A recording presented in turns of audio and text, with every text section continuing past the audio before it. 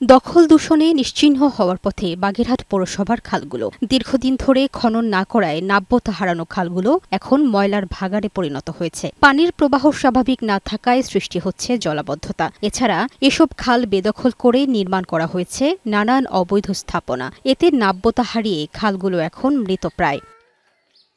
খালগুলোর যথাযথ তদারকি না থাকায় ময়লা আবর্জনায় ভরাট হয়ে দূষিত হচ্ছে পরিবেশ। এতে বর্ষা মৌসুমে রোগবালাই সহ বিভিন্ন ভোগান্তিতে পড়ছেন স্থানীয়রা। খালটা ছিল অনেক বড়, বুঝছেন, এই খালটা ময়লা ফালাইয়ে অনেক কিছু ফালাটুলাই খালটারে বুঝাই ফেলাইছে। পানি অপসারণের কোনো ব্যবস্থা এই জায়গা নাই, এই কারণে জলাবদ্ধতার সৃষ্টি। খাল গির্জা 3 তলা করে, 2 তলা করে, 5 তলা করে, যার যার সুবিধার্থে শেষে জায়গা পেয়ে কাটে গেছে। যারা এখানে আছি আমাদের সবাই বসবাস করতে কষ্ট হচ্ছে। দখলদারদের হাত থেকে খাল পুনরুদ্ধারে প্রশাসনের সহায়তা চেয়েছে পানি উন্নয়ন বোর্ড। আমরা সরাসরি প্রশাসনিক হস্তক্ষেপ কামনা করছি।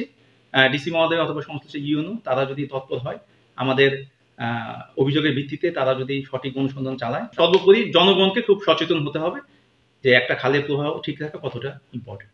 বাগেরহাট পৌরসভার সব খাল উদ্ধার করে পানির প্রবাহ স্বাভাবিক করার দাবি স্থানীয়দের।